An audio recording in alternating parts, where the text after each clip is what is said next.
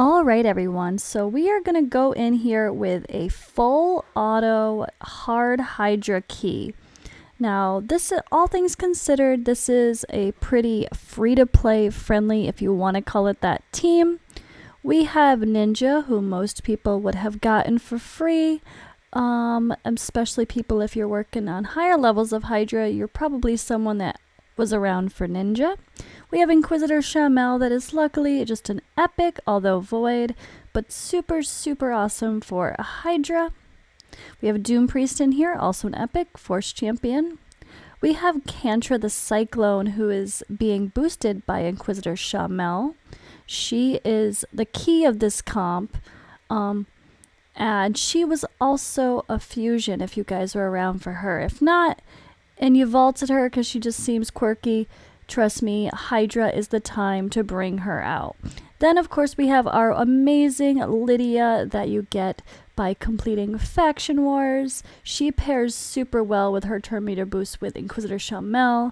And then we also have a Mighty Uko, who was just a recent fusion. So I'm going to talk about the aspects of the roles of everyone in this team while we play this run here. I'll speed up to the end, and then we're going to have a little bit of a laugh. So this video started out to be serious. I just wanted to do a really good, strong, one key hard team that should be pretty easy for a lot of people to put together. I mean, there's nothing super OP about this team, just the fact of having some good fusion champions and a champion that we all get once you complete Faction Wars. If you haven't completed Faction Wars yet, that should be your focus more than Hydra. So honestly, if you're like, but I don't have my Lydia yet, well, go get your Lydia, then worry about Hydra. And in the meantime, sure, use who you've got to do some normal and maybe hard Hydra keys, but do not overly focus hard or higher Hydra unless you've got your Lydia and you're progressing in Doom Tower. Those places just give better rewards overall, and it's much more worth it to focus them first and then worry about Hydra. But still, if you can at least do some normal Hydra and maybe even any chest on hard, you're going to be thankful because the resources are decent, plus you're just working on those fragments for the amazing Mithrala. Anyway, alright, so we have Ninja in here. Okay, let's talk about the key of this comp. This is Kantra and Shamel, and kind of Lydia as the main trio here. Like, they're turn meter boosting, the fears, prevention from Shamel, Kantra being in the lead spot is all the key here. So Inquisitor Shamel has that amazing passive where he boosts the turn meter of people he prevents from getting feared or true feared, right? But Kantra is the lead spot. And when it comes to Hydra, that is how it works. The leader is the one who ends up getting all the boosting. And it should not be that way. It should be whoever is getting the debuff prevented. But that's not how it works. So whoever you put in the lead with Shamel is very important. So Shamel's A1 also is best not to pair with it because of his Shamel's A1. It's best not to pair him with anyone with block debuffs, because any other debuffs that get thrown on people also help to have him counterattack. And the more you counterattack, the more chances to proc War Master or Giant Slayer, right? We always want that. So Kantra is great for the lead because she also has a lead aura of accuracy in all battles. She has an A2 that is just incredible, throwing out random debuffs, and it does feel super random, but once you get rolling in a comp, and especially the fact that her turn meter is being so frequently boosted by Inquisitor Shamel, she does place plenty of debuffs with no problem at all. She keeps many up. As you can see here though, every once in a while, the provoke is falling off the Head of Decay. Now, the provoke, when it comes to Kantra, is a bit more RNG. So, Kantra's provoke is part of her passive.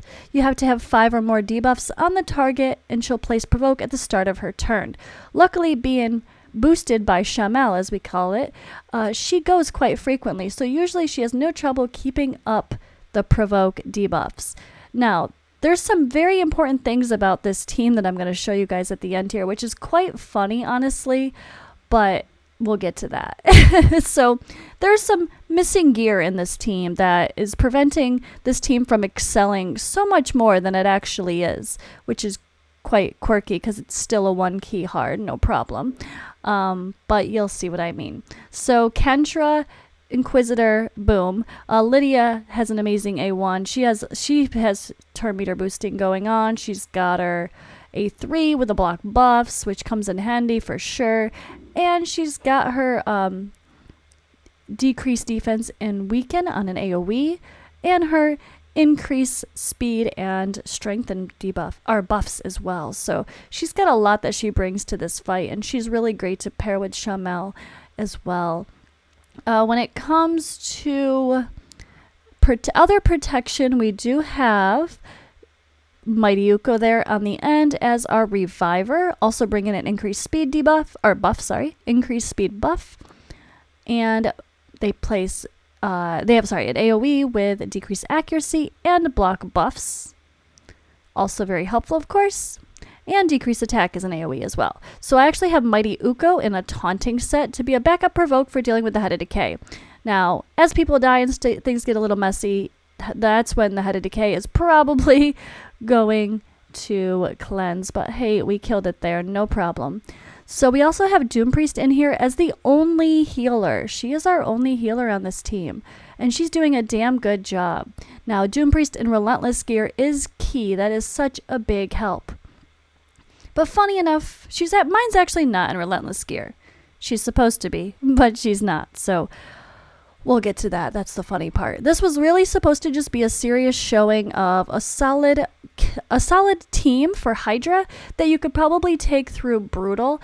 I did try doing this exact team in Nightmare Hydra, but it was actually quite funny. I had this really funny internal dilemma happening of trying to make a very early, I want to say free-to-play friendly because that's what the term everyone uses, even though I hate that term with a passion.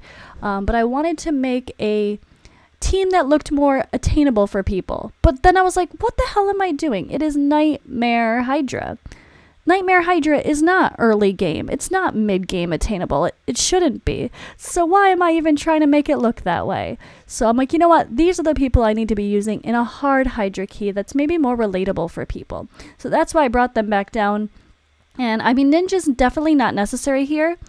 Someone else with AoE HP burn would be great. HP burn does very well in lower levels of Hydra. You also could just use Royal Guard or Husk, even though enemy max HP does better in high ends of Hydra. It still does okay in hard. I wouldn't recommend it for normal though. You're really not getting much bang for your buck there. But yeah, this team it was a fun one to put together. Okay, so Ninja here, of course, he has his HP burn explosion, which is more important than actual crit damage on him. And his A3 does actually hit pretty hard too. So he's pumping out a lot of damage. HP burn does really great in Hydra. And if things get messy and the Head of Blight comes out and we got poison clouds, at least if there's HP burn down, things are a little less messy. So I'm actually, you know what guys, I'm going to take a pause here and I'm going to go to the end. I'm going to speed up. We're just going to cut to the end. And then I'm going to show you the gear for this team. And we're going to have a laugh because this is an easy full auto Hydra. It is a little sloppy, you could see, but there's a reason it's sloppy. I'm missing so much gear on these champions, and it's still a 1-key hard. That's how good it is. Alright, be right back. Alright, and we are to the end of this battle. It did fall apart pretty fast. It got really sloppy. But look at that, a 1-key hard at 10 minutes, no AI settings, just set it and go. That is what makes some of these champions so powerful. Mighty Uko is a huge part now. If you're looking for champions to help you auto Hydra on all levels, they're a really great candidate. So let's go check out the gear I have on these people. Oh, as Equip Artifact shows up for Doom Priest. That's not a good sign, is it? Probably not. But alright, let's go. We got Ninja. He is in Relentless gear. Slow speed, honestly, for this, but it works just fine. And of course 100% crit rate, but way too much, honestly. I've swapped my Relentless gear around so much that it got a little sloppy, but no problem, does the job. It's not about his crit anyway with adding more crit damage. It's more about the accuracy for those HP burns. We have Lydia here. She's just in my standard gear that I use for farming like Doom Tower. Solid speed, really solid accuracy, and decent resistance for Hydra at least. And of course War Master Mastery on her, just like Ninja. We have Mighty Uko here. They are in a taunting set. They have an AoE A1, so that can just be another backup provoke to help you deal with the Head of Decay. And solid speed, I was using them in Nightmare Hydra, hence the 250 speed. And then we do have about 350 accuracy. And then those masteries are key to help recycle through your skills. Any refresh accessories are always wanted on most of these champions. Now let's go take a look at our epics here. We have Inquisitor Shamel. He is also in a taunting set, but really not necessary in this comp. I'm rarely actually hitting the Head of Decay, especially on full auto. So that's not necessary, just as what I had him in already. So I kind of just tweaked it. But he's in Giant Slayer. I probably should put him in War Master because honestly, he's mostly just doing a single hit. It's rare that he's actually doing like crazy amount of hits in a row, it seems. At least in comparison. Now I have Doom Priest. So she's missing her weapon, which would have given her a Relentless set. So my Doom Priest was not in Relentless, but she still healed up everyone just fine. That was pretty crazy how well everyone actually survived, all things considered. Which also made her slower than she should have been too. Oh god. But yeah, she is in a War Master Mastery setup as well.